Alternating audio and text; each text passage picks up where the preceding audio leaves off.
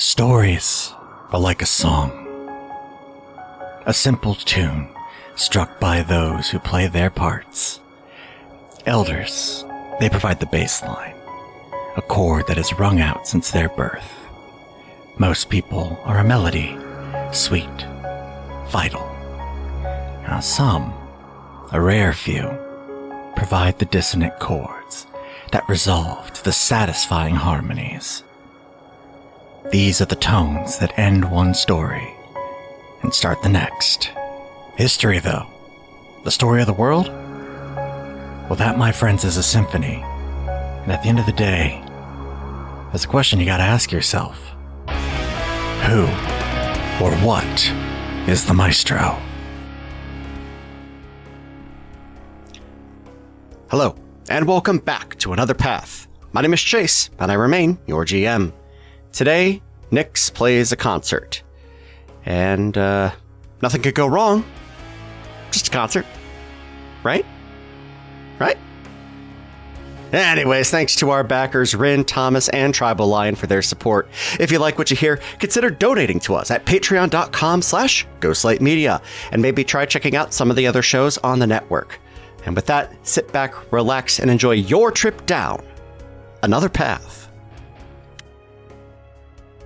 I'm actually going to be stealing a bit from another show that I believe has yet to record. I'm going to steal a little bit of By the Ghostlight Steez. Oh, come on. Because, and look, I'm sure you and Cassie are going to have a very different conversation about this. The other weekend, Cassie and I got to go and see Shucked. Corn Show. Oh, we have seen Corn Show. I now know the plot of Corn Show. Good. Can you give us a two-sentence summary of Corn Show? Yeah, tell us about Corn Shonio. Corn-based economy town is having issues with their corn. Young lady goes to Tampa to find an answer. And finds a corn doctor, aka a podiatrist, to come back to their town. Yep. Dude is a total grifter and accidentally solves the problem. So it's Music Man. Yes. The Music Man DNA. I have never seen Music Man. I have a basic understanding of the plot. I'm just sitting there watching the show and it's like, this fucking Music Man? Like, the dude has a patter song. Like, it's right there. It's the Music Man. Yeah. Con Man accidentally fixes everything. Yeah, basically. Fantastic. It is a show that knows exactly what it is and strives to do no more than that. And in so doing, it is more than the sum of its parts. It is so good. Cannot recommend Corn Show highly enough. However, there is a little wrinkle to this. Our tickets were for 6:30 this past Sunday night, which you may remember was during that awful, terrible snowstorm. Yes. And so Cassie and I, it's like we were watching the weather, we were watching reports from the highway, and we're decided it's like, okay, we're going to get on the highway. If the roads feel shitty, we're going to turn around and we're not going to go. Like, we're not going to risk it. We're going to try and get out of town. But once we're out of town, we're going to see how things go. Honestly, the worst of the drive was just outside the Stranahan. Everything else, like BG was pretty bad, but the actual highway where we did the bulk of the drive was fine. But there's a funny thing that happens when you go to see a show that basically everybody is going to be bailing on their tickets on. And that is society devolves. And they tell you when you walk in, it's like, hey, you got balcony seats? We're not opening the balcony tonight. So go fantastic. 20 minutes after it opens, just go sit wherever. And so Cassie and I were 7 rows back from the stage by choice so that we could actually see what was going on. And all its corn glory. Yeah, you have to see all the corn. Yeah. That's pretty great, though. Was it probably a dumb move and we shouldn't have done it? Yeah. Did we have probably some of the best seats we would ever have, where my mom was able to, like, my mom got the tickets for us and she got us, second, resale balcony seats. She did not pay floor prices and we got floor viewing, and that was all right. Yeah, it's like the time I went to see Spider-Man Turn Off the Dark, and I got the $500 seats for $37.50. Holy shit. Incredible. Chase, Yeah. strangely enough, you are the first person locally that I've heard say a positive word about this Shuck performance. Oh no. Really? Really. Several other theater folks, but some other people around the area, everybody else has been like, well, it was funny, but it wasn't great. It wasn't that good. It wasn't, everybody's like, mixed here's to the thing. negative.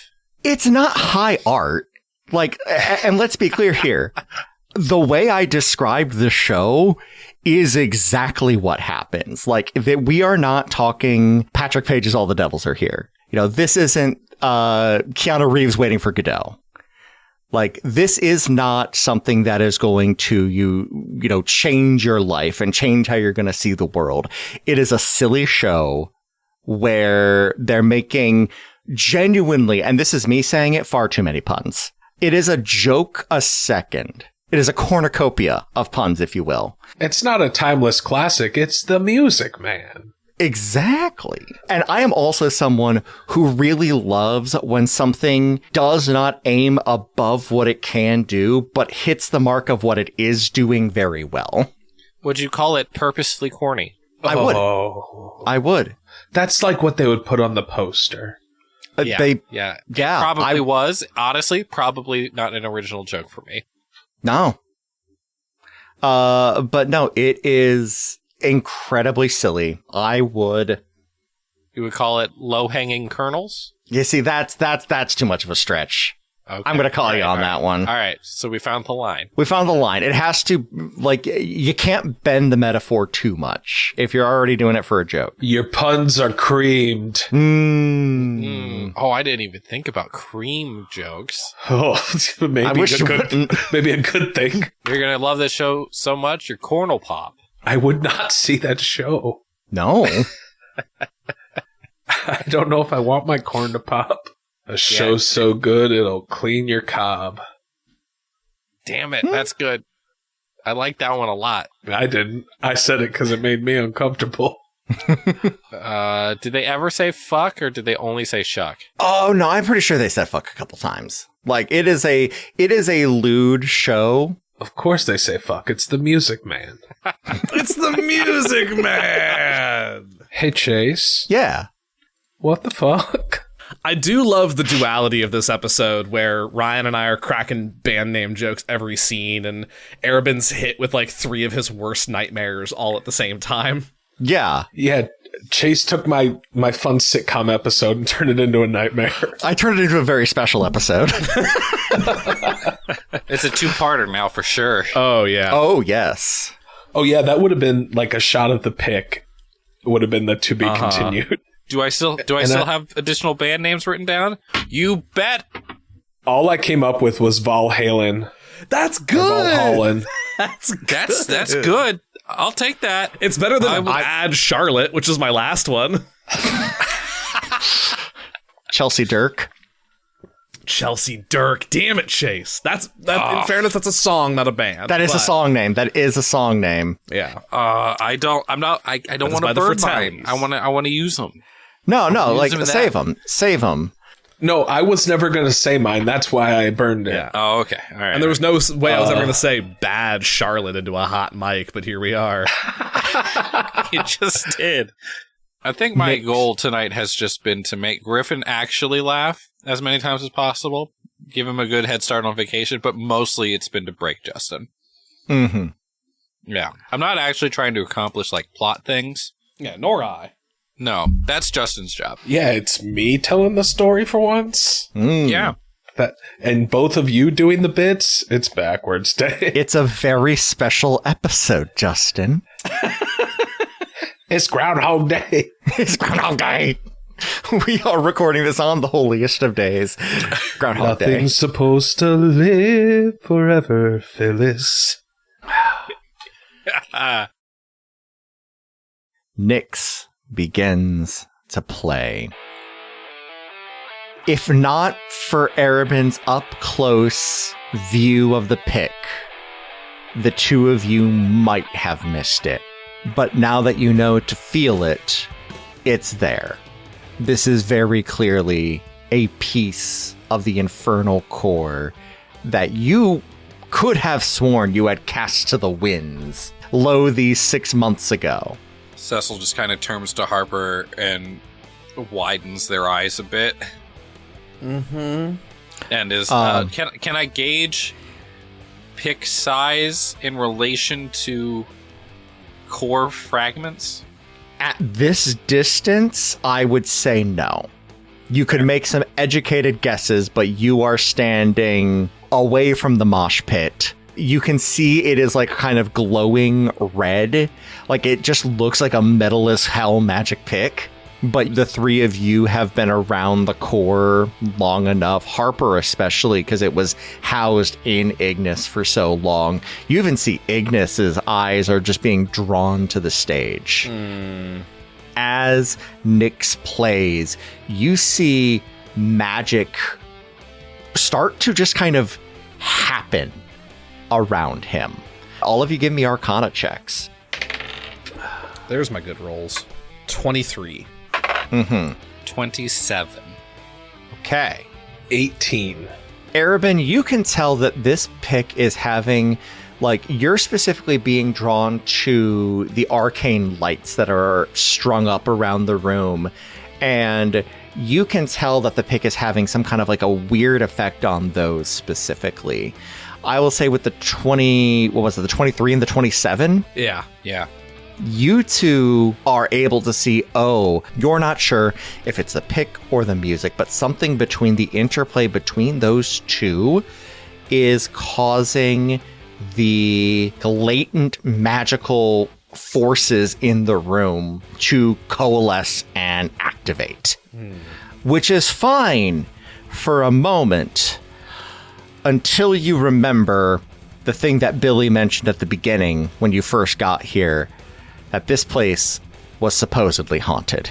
Oh, Jesus. And as Nyx is playing, you see the scarecrows lashed to the front of the stage start to twitch and shake and free themselves from the stage. And Nyx looks freaked the fuck out. Dude. Harper, you seeing this? Yep.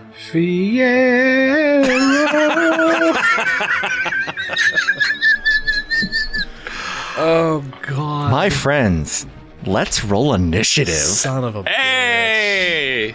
Goth Scarecrow fight! Goth Scarecrow Fight. .tumblr.com. All right, who got above a 20? Who got above a 15? 14? 14 for Big C. Nope, not doing that again. Nope, hated that. That's fair. Next. I got a 12. Okay. Arabin? 10. Right in the middle, gang. Right in the middle. First up is going to be Geth, who takes a kind of a defensive position, not really knowing what's going on. But she reaches back and grabs from her back what was previously invisible, a bow, and also draws an arrow into a quiver and is going to take aim, but doesn't exactly know what is going on. Oh, you know who else I should roll for? The crowd. Yeah. Or they could just go on 20. Environmental action. I mean, that's what they are. You know what? I like that. That's exactly what we're going to do. The crowd is going top. Happy to help. Lair action. Lair action. It's literally, yeah. Kind The of. crowd begins to disperse.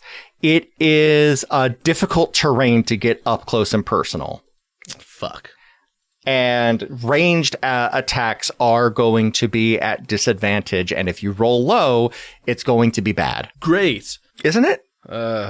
Cecil, you're up. So it's going well. Okay, so we've got us back here. The crowd's in between us and the stage. How many scarecrows are there? There are 5 scarecrows. And Nyx on the stage alone. Correct. But Nyx could get out through the window behind them? Easily. In theory? Okay. Do the scarecrows look like they're moving toward anyone in particular? Or they're just here and they're going to cause chaos? They have not gone yet, so hard to say. Fair. Cecil steps forward and looks over to Harper and says, "Get Nyx out." Okay. Bonus action, Bardic Inspiration to Harper. Mm-hmm. D8. D8. Woo. Pulls the pick a quill out, plays a quick note, and I would like all scarecrows to make a wisdom saving throw. Okay. DC 17. One pass. One pass. Okay. So Cecil pulls it out, throws a couple of notes into it that start, in a lower register and then quickly go lower and lower and lower, and time slows and slows and slows. I cast slow on the scarecrows. It affects only the 5 of them, so it affects 4 of them. Their speed is halved. Their AC and Dex are at -2, and they cannot take reactions. There's some other stuff, and then they can either act or bonus act. Nice. Very nice. It's my favorite spell in the game. Does that affect Targets, multi-attack? They can only make one attack if they have a multi-attack. Very good. Yeah. Slow's fucked up. Slow's Very great. good use of slow. You have made these things less scary until they can break it. Affected targets repeat their saves at the end of their turns. Mm-hmm.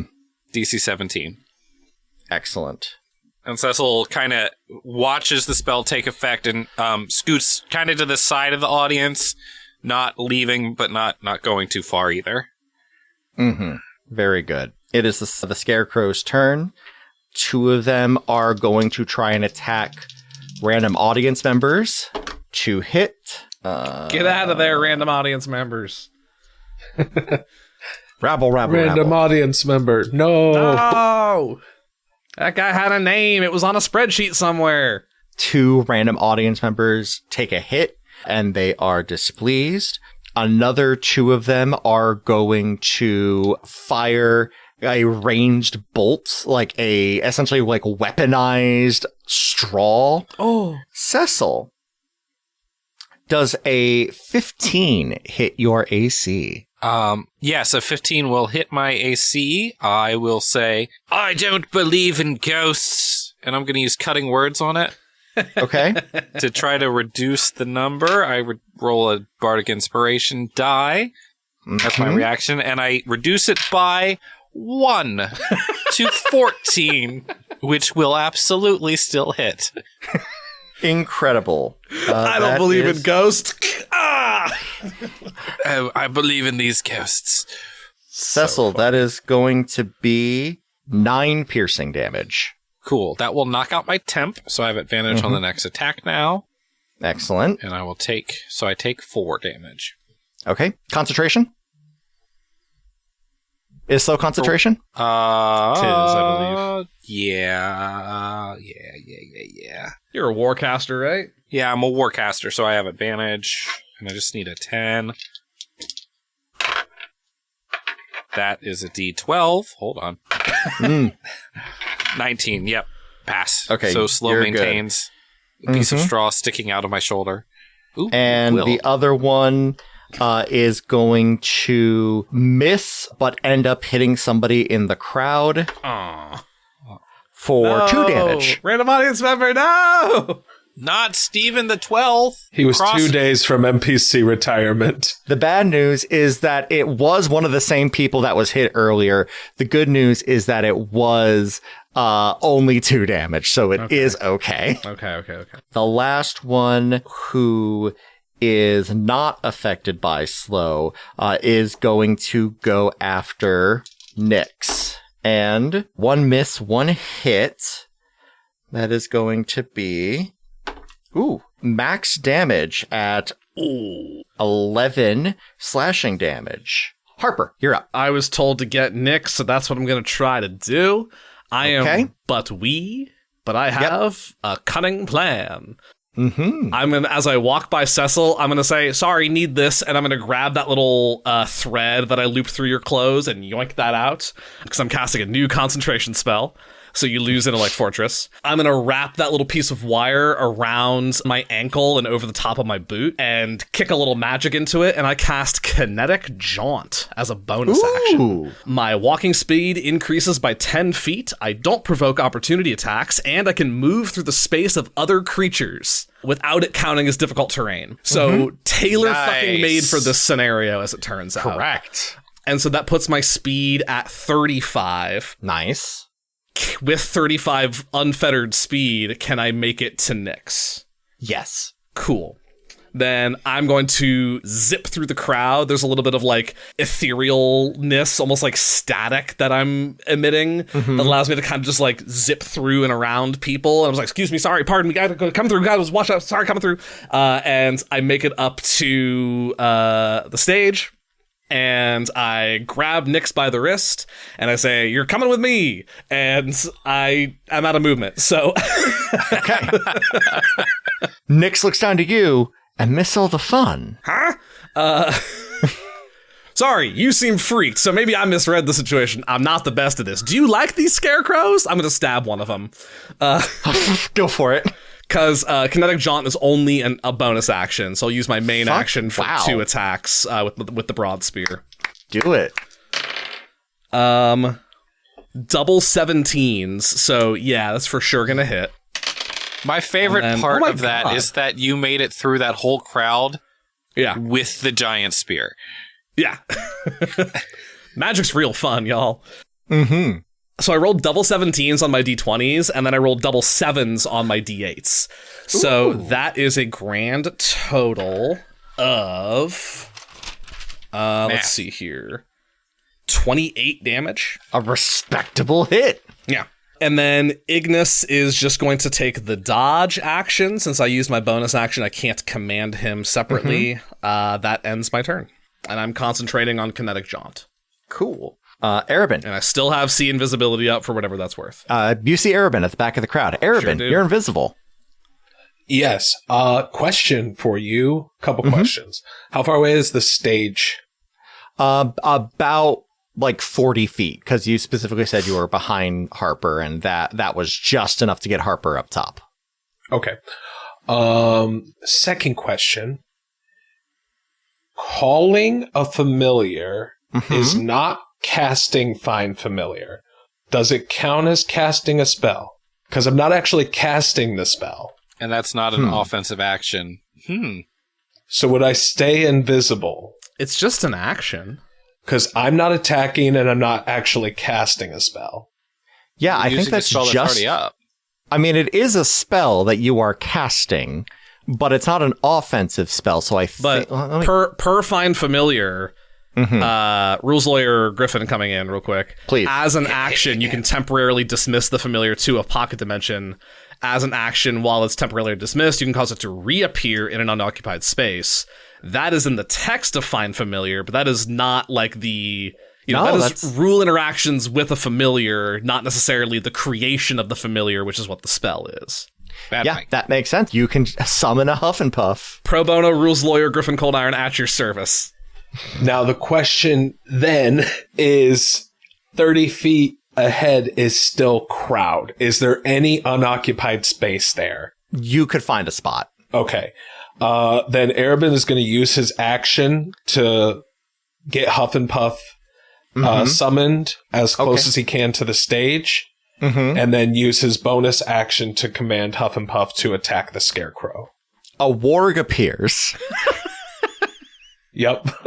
Summoned as if by magic. There's, you know what? Honestly, Scary Scarecrows and Warg might be on the same team. Harper, you see being, hand on Nyx. Nyx's eyes go from mild surprise, like, ooh, I gotta solve a problem, to, I'm sorry, the fuck? Go ahead, and which of the skeletons do you attack? The same one that Harper just did, or one of the other ones? Yeah, the one of the damaged one that Harper already attacked. Absolutely. Okay, so that's a 24 to hit. 24, yeah, that'll do it. So that is 10 piercing damage. Cool. And it needs to make a strength saving throw. 15. All right, that's fine. Cool. It is not knocked prone. It is not.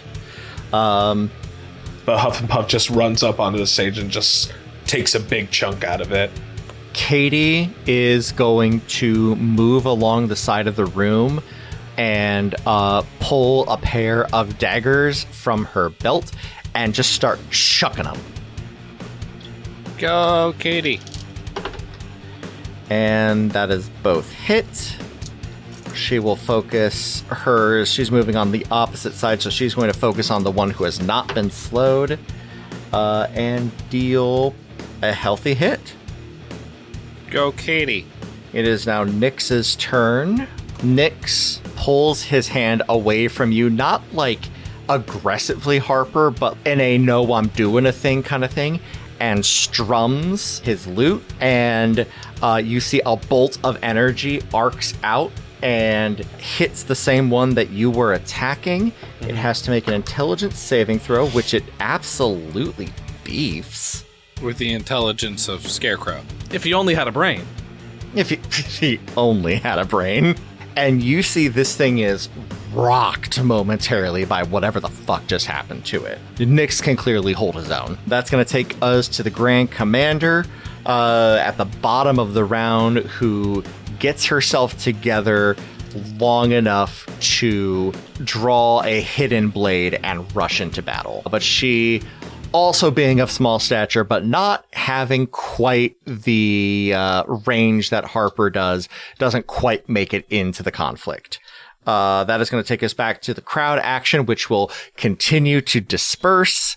It is no longer difficult terrain, but there's still like 7 dudes trying to get out of here, and they are still in harm's way. Geth is going to attempt to fire. She exhales, aims, fires, and you see a weird effect, like almost like a warping effect, happen around her arrows.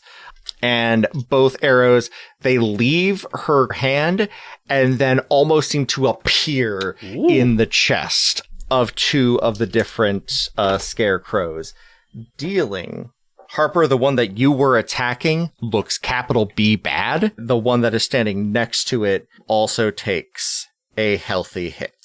That is going to take us to Cecil. All right. Cecil, seeing the crowd start to disperse and then seeing Nyx being able to hold their own, is much more willing to kind of take care of this here. And now we don't need to get out anymore. Mm-hmm. I assume that whatever Nyx, any actions Nyx took made Nyx stop playing the music? Correct.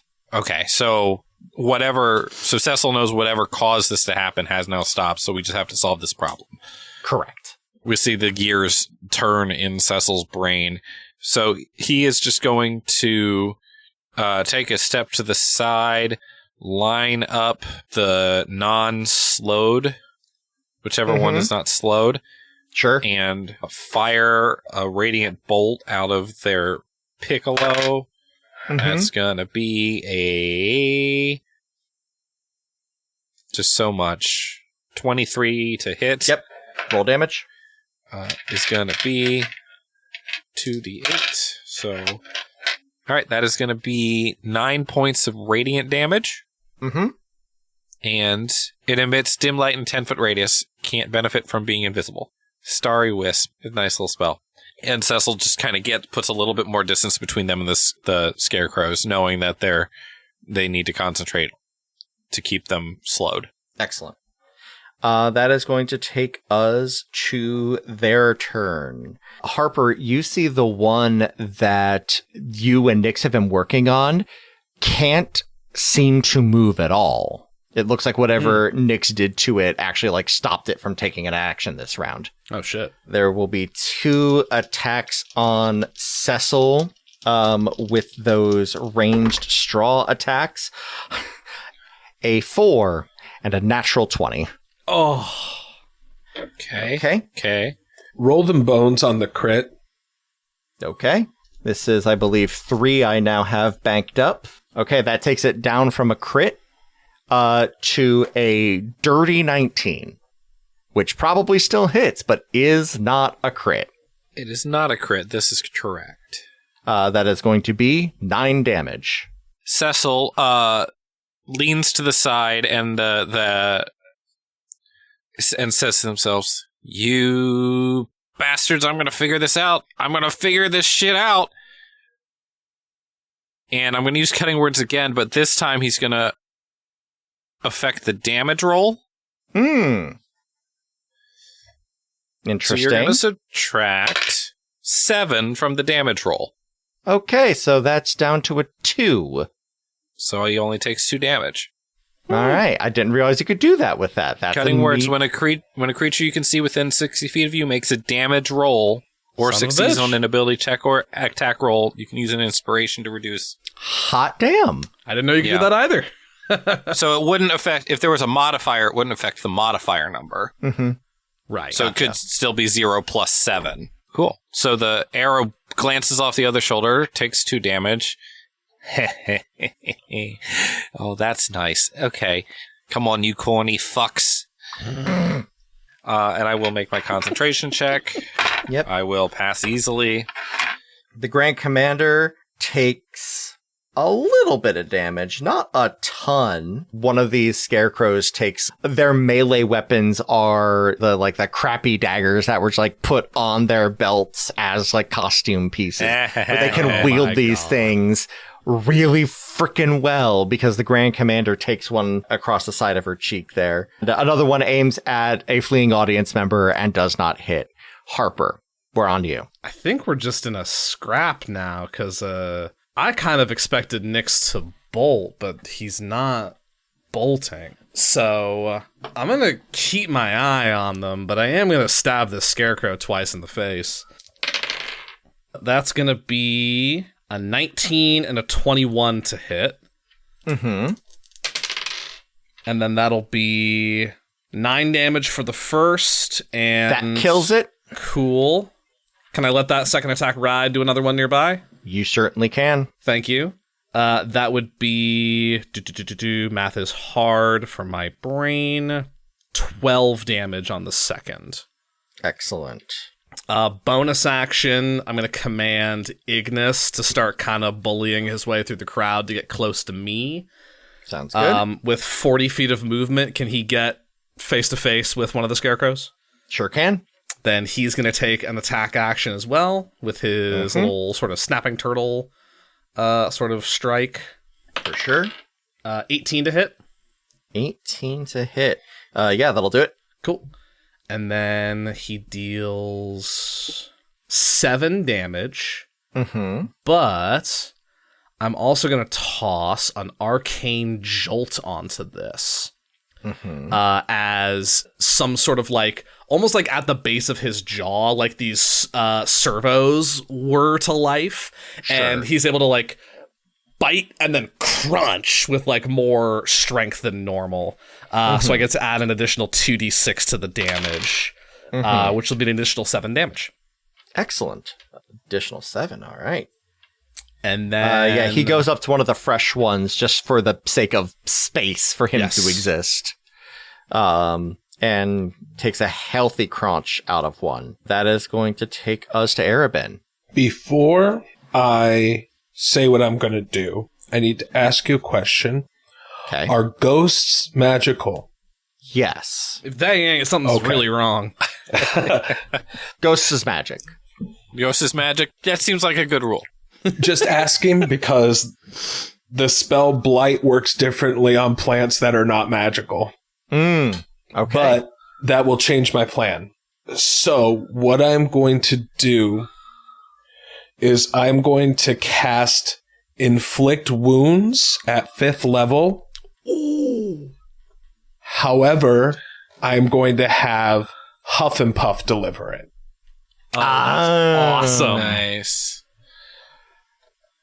Okay. So to whatever scarecrow is closest to Huff and Puff, he's going to deliver Inflict Wounds at 5th level.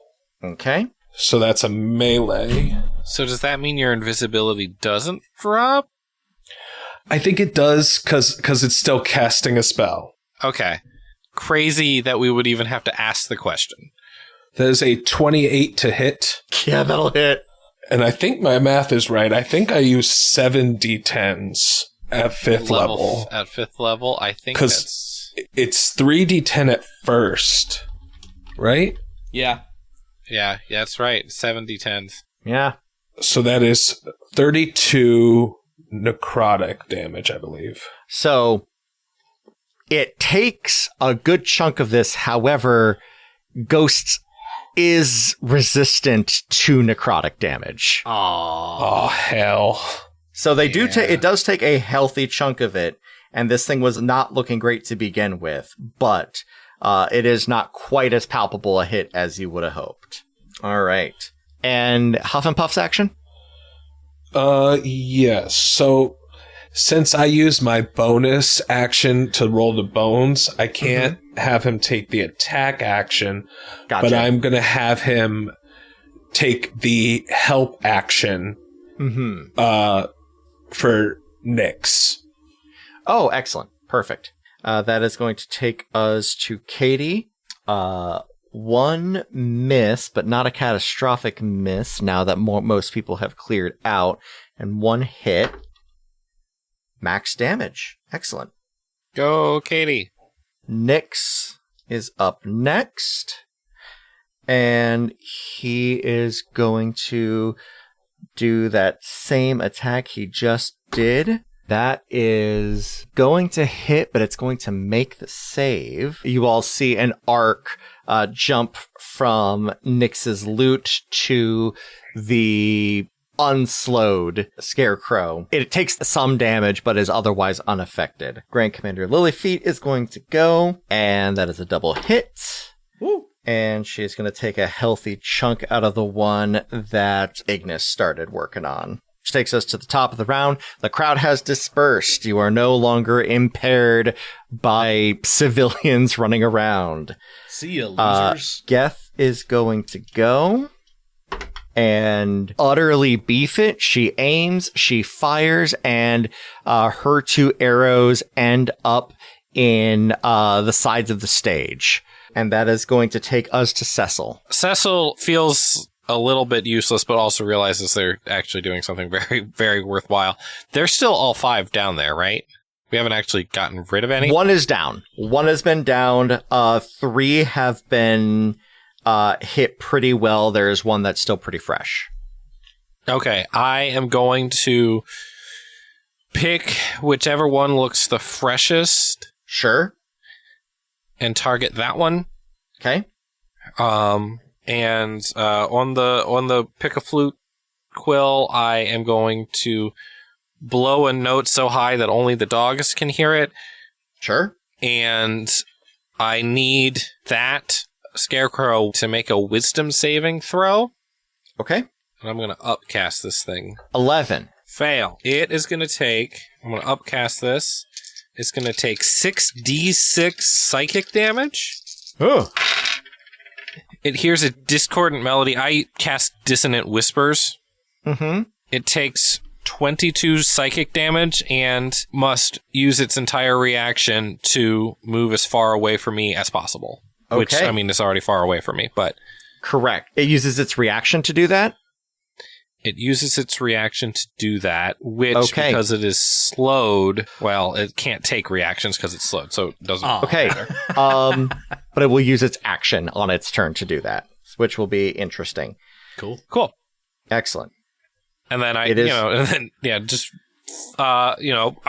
Cecil has gotten to one of the couches and is like hunkered down behind it, trying to get out of the way of the Scarecrow fire. Okay. So that's the whole turn. The bad news is that one that you just hit did just break slow. Or it makes it at the end of its turn, so it will break slow at the end of its turn. So that is Cecil does I think I'd remember. 15 hits you, correct? Yes. Okay. Both of them rolled 12, so that is a 15 for both. Okay, they'll both hit. 4 for 1, 10 for 0, so that is going to be a total of 14 damage on you. Ow. Harper, 1 on you. Cool. That is going to be a 18 to hit. Ah, that hits. Okay. The rare Harper hit. I know, right? Cecil is definitely bleeding, but passes both concentration checks. Maintained slows. 6 slashing damage. Okay, that cuts through my temp, which means I have advantage on my next attack per motivational speech. Correct. Huzzah! And I pass Kinetic Jaunt. Excellent. The one that Cecil scared is fleeing right by you and Nick, so you can both take an attack of opportunity if you'd like. I shall. So shall with advantage. That's a nat 20. Yay! That's a nat 20 on the advantage.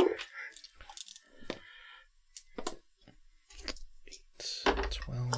That'll be 19 points of damage from Harper on the crit.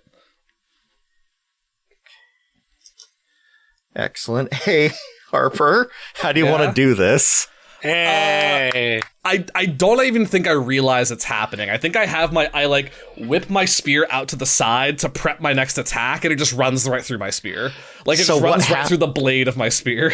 What happens is Nyx takes the loot and bashes it at the knees, and that sends it careening forward into the spear and, like, just slices it. Yep.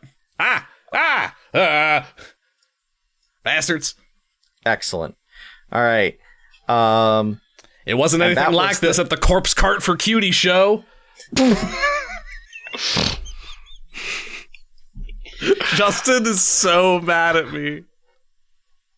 I'm so proud of the chaos we have created today. I went from locked in on battle to furious immediately. I need you to lock back in because it is your turn. Okay. Wait. I go before Arabin. Oh, I'm sorry. That's right. That was an attack of opportunity. You are correct. Your turn was the pun. Hey, no. Hey, I don't want to set that precedent either. God, part of me really wants to break rank and try to, like, swipe the pick from Nyx, but I just don't think I have, like, the skill set to back up that desire. So, like, maybe Nyx, like, sees me eyeballing the pick as I game that out in my head, but I think I make the decision to rip the flywheel on my broad spear and cast Green Flame Blade, and I will make an attack against one of the scarecrows. Do it. That's a 25 to hit. Hit. Roll damage. So this attack deals an additional 1d8 fire damage. So that is going to be 12 slashing for fire. Okay. And then the fire jumps to another target within reach, which I'm assuming there's another scarecrow nearby. They're all kind of piled up. Second creature takes 12 fire damage there. Excellent. As the fire catches and sort of globs off. It's like kind of like a liquidy alchemist's fire kind of thing. Excellent. And I think I kind of turned to Nyx and just be like, you got a plan on getting out of here? Is that going to keep happening? Should be done after, now that I'm done playing. I didn't realize this same place was, like, actually haunted. Oh, yeah, because people just say places are haunted for the fun of it. Yeah, sometimes they do. Harper realizes in this moment, it's like, I got to watch my mouth. Night Captain told me I got to watch my mouth. Arabin, you're up. All right. So since I'm still in the crowd, I'm like kind of keeping my head down because I know I'm visible again, but I'm like not trying to be seen. But I'm going to whisper to Huff and Puff again to cast Inflict Wounds, but at first level because that's a free cast from Shadow Touched. Oh, nice. Yeah, go for it. So that's a 27 to hit. That'll hit. So that's 21 necrotic. Okay, awesome. So half to 10. And I'm going to use my bonus action to say, Hufflepuff, get him! Roll to attack. And Hufflepuff rolled a 17 to hit. Roll damage. As 9 piercing. Excellent. Katie, once again, is using her daggers, and this time does fell the unslowed one. So that one is down. That's what's up. Nyx will again attempt to do whatever it is that he's doing and, hits the pick on the lute and ends up felling another one. Does it seem like he's kind of in control of this? Because he didn't seem like he was in control of, like, the raising of the ghosts of the scarecrows. What do you mean, in control of what? Like, these kind of blasts that they're sending out. Oh, yeah, no, I mean, he is a proper bard. Okay, like, that's under control, but the scenario seemed a little out of their hands. Correct. Okay. It looks like something that he was doing got out of control, but him in this moment is very much like, okay, he knows what's up. Okay. Geth takes aim, and one arrow goes wide, but another one, you see, does land in a pretty vital spot for the last remaining scarecrow. And it's not looking good. Cecil, can you bring us home? Cecil pops over the couch, blood dripping from their left arm, and just sights along the piccolo. Mm-hmm. Come here, you bastard. Ah, it's a natural 20. There Okay. we go. Okay. I don't actually know how much damage that is. So you just want that to be max magic damage? Yeah. 16. Is it more than 3? Radiant. Excellent. This scarecrow bursts into a radiant holy fire and falls down to cinders. The 3 of you are with your party, Nyx, and Nyx in the house as Billy walks into the door, hands on his head. Oh. You really know how to put on a show, Nyx. Thank you for joining us here on Another Path. You can find our website and merch store at anotherpathpodcast.com and our network at ghostlightmedia.net. You can support our efforts by donating at patreon.com/ghostlightmedia or by giving us a rating and review on Apple Podcasts or whatever podcatcher will let you. You can find us on Blue Sky at anotherpathpodcast.com, Ryan at ralbrecht.bluesky.social, Griffin at griffcold.bluesky.social, and myself at tqloudly.com. You can find Justin on TikTok at JustJustinMichael and myself at tqloudly. We'll be back in 2 weeks with a new episode, and until then, remember that nobody is too good for a sound check. This has been a Ghostlight Media production.